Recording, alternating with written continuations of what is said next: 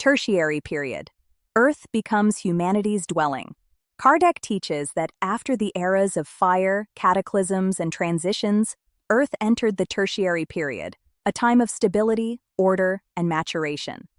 The planet, which was once teeming with uncontrolled forces, now exhibited moderate climates, defined oceans, and fertile soils. It was the beginning of Earth's geological maturity. The great mountain ranges emerged during this period. The Alps, the Andes, and the Himalayas rose, shaping the landscape of the modern world.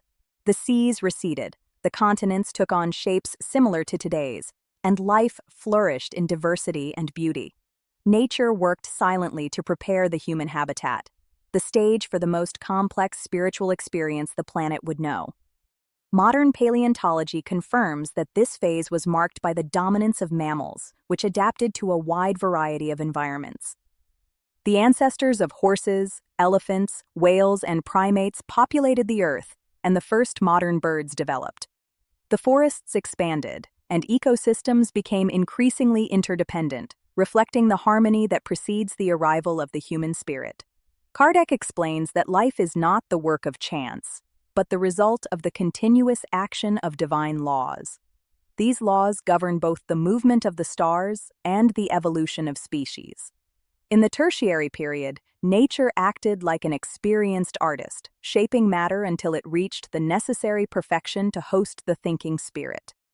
The planet's preparation, therefore, was not only physical, it was also spiritual. Contemporary evolutionary biology shows that primates, the group to which we belong, emerged and diversified during this period. Their brains grew, their senses improved, and their hands became instruments of transformation. Intelligence was beginning to emerge, and Earth was already ready to receive the incarnation of the first human spirits, according to the evolutionary scale described by Kardec. Geology reveals that during the Tertiary period, the planet experienced alternating periods of heat and cold, glaciations, and intervals of climatic balance. These constant changes refined the adaptation of species and demonstrate Kardec's principle that destruction is a necessary condition for regeneration and progress. Nothing is lost. Each natural cycle is a step in the ascent of life. Modern astrophysics complements this view by showing that the stability of the Sun and Earth's precise orbit ensured the ideal thermal balance for the flourishing of complex life. This cosmic regularity is the mathematical expression of divine intelligence, acting through immutable laws that sustain the universe. Kardec states that, during this period, everything was connected, everything was linked, a view that current ecology confirms by demonstrating that all beings are interconnected through networks of interdependence.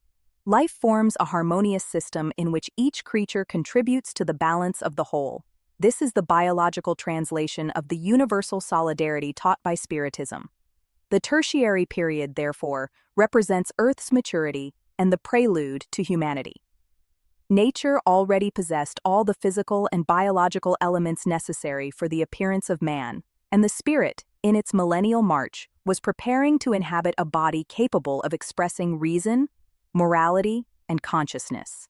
Earth was thus ceasing to be merely a laboratory of life to become a temple of the spirit, and the divine breath that shaped the species was beginning to also shape the human soul, inaugurating the most beautiful phase of terrestrial evolution. If this reflection inspired you to reverence the work of the Creator, share it. Because understanding the Tertiary period is recognizing that the Earth matured for the spirit to flourish.